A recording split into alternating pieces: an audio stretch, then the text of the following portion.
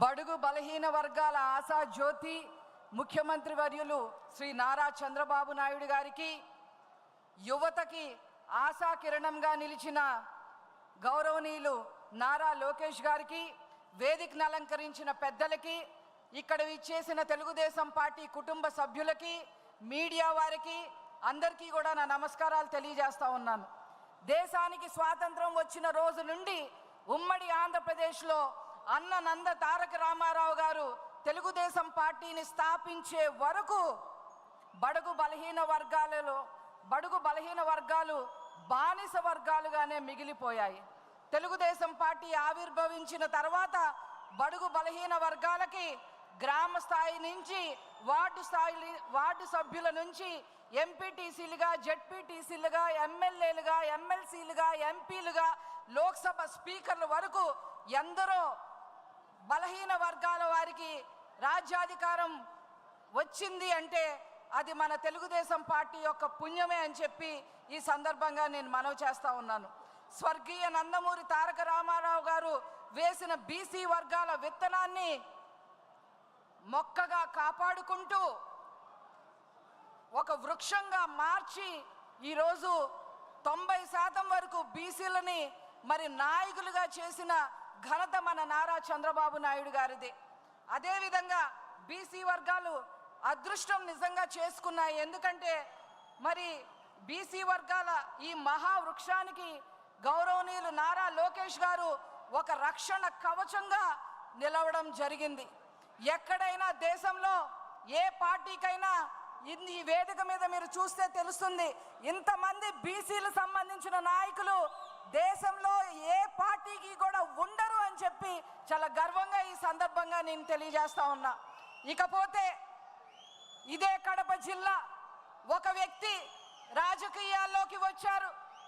రాజకీయ ముసుగుల్లో బీసీలని నాశనం చేశారు, హత్యలు చేశారు. అధికారంలోకి ఒక్క ఛాన్స్ పేరుతో అధికారంలోకి వచ్చి మరి బీసీలందరినీ తన ఇంటి బంట్రోతులుగా మార్చే ప్రయత్నం చేశారు. అతను ఒక డేరా రెడ్డి, ఒక ఉన్మాది కిమ్ రెడ్డి, ఒక మహమ్మద్ గోరి అని చెప్పక తప్పదు. అతను హిట్లర్ మాదిరి మరి పరిపాలన చేసి బీసీలందరినీ కూడా నాశనం చేయటమే కాకుండా బీసీ పథకాలన్నిటిని కూడా రద్దు చేయడం జరిగింది. అలా కనుక తీసుకున్నట్లయితే కొన్ని విషయాలు నేను చెప్పదలుచుకున్నాను.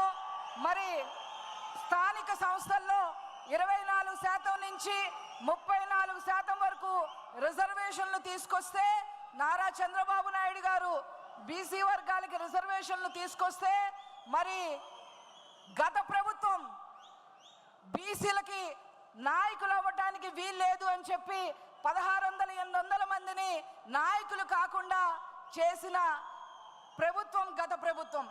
అదేవిధంగా నారా చంద్రబాబు నాయుడు గారు చేతి వృత్తులకి మరి ఆశాజనకంగా ఉంటుందని ఆదరణ పథకం తీసుకొస్తే దాన్ని నిట్ట నిలువున రద్దు చేసిన ప్రభుత్వం గత ప్రభుత్వం. అదేవిధంగా నారా చంద్రబాబు నాయుడు గారు బీసీ కార్పొరేషన్ రుణాలను మరి అందరికీ ఇప్పిస్తే మరి ఆ రుణాలన్నీ రద్దు చేసింది గత ప్రభుత్వం. అదేవిధంగా 100 కోట్ల సప్లా నిధులుగా మరి తీసుకొచ్చి బీసీలను నారా చంద్రబాబు నాయుడు గారు ఉద్ధరిస్తే మరి అవన్నీ దారి మళ్లించింది గత ప్రభుత్వం. అదేవిధంగా చంద్రబాబు గారు మొదలుపెట్టిన బీసీ భవనాలు కానీ, కమ్యూనిటీ హాల్ను కానీ ఏవి కూడా గత ప్రభుత్వం ముందుకు తీసుకెళ్లలేదు.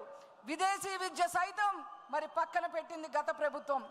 మరి అంతేకాకుండా 30 పైన నారా చంద్రబాబు నాయుడు గారు ఏవైతే బీసీల కోసం పథకాలు తీసుకొచ్చారో వాటన్నిటినీ రద్దు చేసింది గత ప్రభుత్వం. ఇదిగో నా దగ్గర ఈ పేపర్ ఉంది. ఇది కనుక నేను చదవటం మొదలు పెడితే దాదాపు 2 రోజులు అవుతుంది. టైం సరిపోదు కాబట్టి నేను అవన్నీ చెప్పట్లేదు. 30 పైన మరి పథకాలని గత ప్రభుత్వం రద్దు చేసింది. అంతేకాకుండా హత్యలు మీ అందరికీ కూడా తెలుసు. మరి రేపల్లలో అమర్నాథ్ గౌడ్ అనే చిన్న అబ్బాయి మరి వాళ్ళ అక్కని వైసీపీ కార్యకర్తలు ఏడిపిస్తున్నారని చెప్పి మరి అలా మీరు ఎందుకు ఏడిపిస్తారు అని చెప్పి ప్రశ్నించినందుకు తెల్లవారుజామున 5 గంటలకి ఆ బాబు ట్యూషన్కి వెళ్తుంటే నోట్లో మరి గుడ్డలు కుక్కి మరి పెట్రోల్ పోసి తగలపెట్టిన హీన చరిత్ర గత ప్రభుత్వానికి. అంతేకాదు మరి నందం సుబ్బయ్య ఇక్కడనే ప్రొద్దుటూరులో శాండ్ మాఫియా గురించి ప్రశ్నించినందుకు హత్య చేయడం జరిగింది. అంతేకాదు మరి చేనేత వర్గానికి సంబంధించిన వాళ్ళు ధర్మవరంలో వ్యాపారస్తులు మరి విజయవాడలో ఉన్న ఒక వైసీపీకి సంబంధించిన వ్యక్తికి సరుకు అమ్మడం జరిగింది. కానీ వాడు 1 సంవత్సరం 2 సంవత్సరాలైనా ఆ సరుకుకి డబ్బులు ఇవ్వలేదు.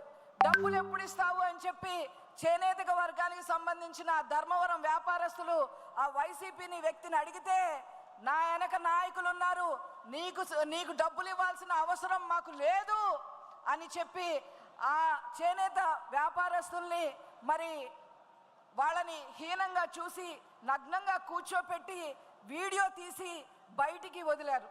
ఆనాడు నాకు బాగా గుర్తుంది, చేనేత వాళ్ళకి ఆ అన్యాయం జరిగినప్పుడు నారా లోకేష్ గారు నన్ను ధర్మవరం పంపించారు, వాళ్ళని పరామర్శించి రమ్మని, ధైర్యం చెప్పమని, ఖచ్చితంగా మనమందరం అండగా ఉంటామని సందేశం ఇచ్చి రమ్మని చెప్తే వారు చెప్పిన మీదట వారి ఆదేశాల మేరకు నేను హుటాహుటిన వెళ్ళడం జరిగింది.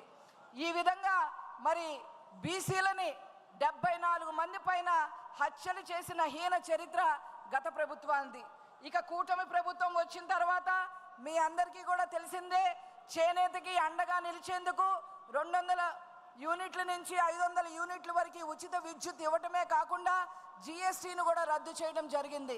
నాయి బ్రాహ్మణులకు ప్రత్యేక స్థానం ఇవ్వడం జరిగింది. దేవాదాయ కమిటీల్లో వారిని బోర్డు మెంబర్గా తీసుకోవాలని నిర్ణయం చేయడం జరిగింది.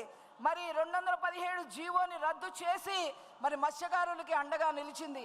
నారా చంద్రబాబు నాయుడు గారు ఒక్క రోజులో 259 కోట్ల రూపాయలు వెచ్చించి మరి వేటకెళ్ళని వారికి 20,000 చొప్పున మత్స్యకారులు అందరికీ కూడా పంచడం జరిగింది. ఆ విధంగా కూటమి ప్రభుత్వం బడుగు బలహీన వర్గాలని మరి అండగా నిలుస్తూ ఉంది.